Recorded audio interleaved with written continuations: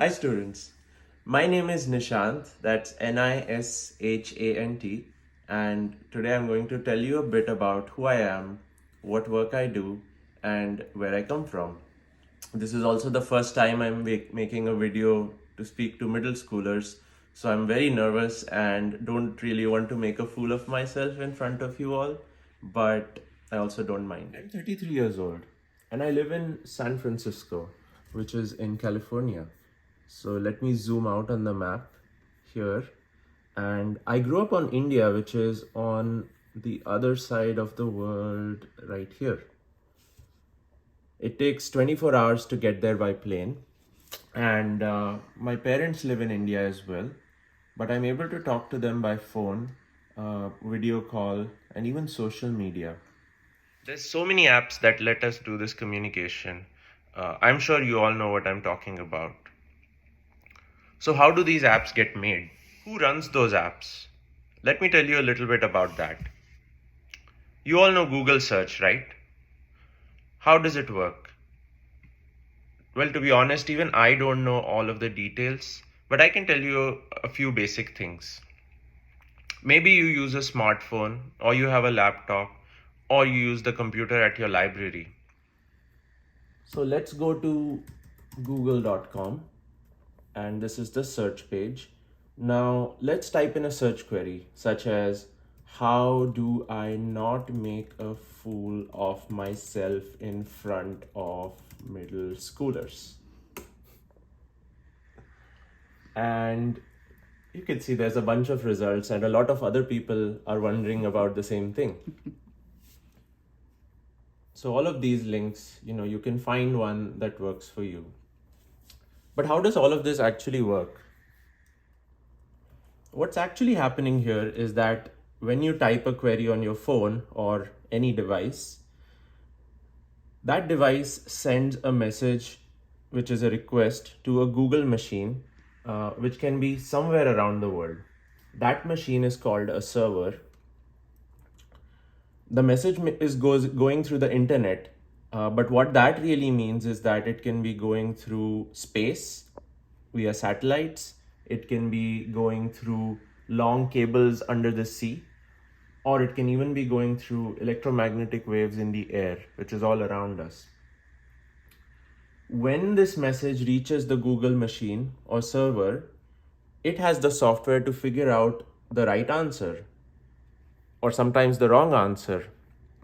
And how that works is a mystery to me. But then once it has an answer or a list of all these links that you're looking for, then it sends it back to your device through the same path. So if you're using a workstation or a computer in your library, it's going to send it back through the internet, and that's the results that you see on your screen.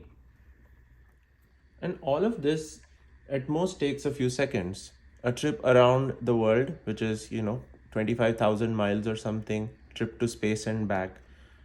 All of these trips are made and you get your answer or the information that you're looking for really quickly. And this is also how we are able to communicate with each other around the world in real time. And this is how I talk to my parents around the world and keep in touch. So, as you might have guessed, I work at Google, which is a large company here in California. It is also the company that owns and controls the Google search website, all of these machines or servers that I talked about, and a lot of other things. I'm just a small part of it, and my job is that of a software engineer. Day to day, my job is really to write programs that kind of look like this. We also call it code, but really what it is a long sequence of instructions that our machines can understand. Every day, I open my computer, I read emails, then write some of this code, wait for others to make sure it is correct, and then I send it out to the machines so that they can run it. But like all people, we make mistakes sometimes, and so we need to fix them. Sometimes the mistakes can be really complicated or difficult, and so to fix them, we need to actually talk to each other and write the solution in English before we can write it in code because code is complicated. All of this is part of my job, and I work with a lot of people every day. Maybe all of this sounds complicated to you, but I can assure you that it is not very hard to learn to do this job. It takes time and patience, but all of you are capable of doing it. I think that the hard part is really to be kind to each other, to be aware that the work we are doing affects millions of people and that we should not be causing any harm or suffering. And of course, we need to be taking care of our own health, which is also hard sometimes. So I'm sure you've all been wondering how I got here to California when I grew up in India on the other side of the world and I got this job. To be honest with you, I've worked really hard and I have taken the opportunities that were presented to me. I studied hard to be able to go to a good college. I did well in college and a lot of research, which earned me a position of a PhD student at UC Berkeley. And that's how I moved to the United States. But then I found out that being a PhD student was really hard for me and it did not make me happy. So I made the difficult decision of leaving, and that's when I started working as a software engineer. But I want to say one really important thing. While I have worked hard, I'm not really special for working hard. Everybody works hard. Everybody tries their best, and everybody wants to take the opportunities that they have. So luck also plays an important role. I've been lucky in having supportive parents, parents who were able to afford to send me to a good school. But because of poverty and the caste system in India, most people, many of whom are far more capable, kind, and curious than I am, do not get the same opportunities.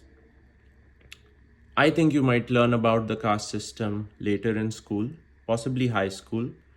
But remember this, just like we have racism in the United States, we have the caste system in India. And that causes a lot of talented people to not get the opportunities that they deserve. Because of this, I spend a lot of time at my work educating my coworkers about the caste system. I do want everybody to be aware of it, to be aware of why it matters to me, why it affects my friends and family, and why we, as software engineers whose job affects so many people, have the power to do something about it.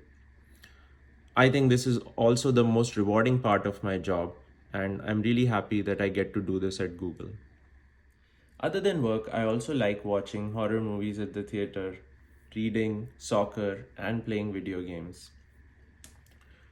I think I just want to end by saying that everything I said about myself is also possible because of the support of many, many people, especially my loving wife, who is actually recording this video right now, and friends. They keep me real. They help me by, helping me find my courage and my voice, and forgive me when I make mistakes. And I make a lot of mistakes. I think for most of us, our community is our strength, and we would not survive without it. I encourage you all to find your own community, your own voice, your own support system, and also strive to be the best and the most free version of yourselves.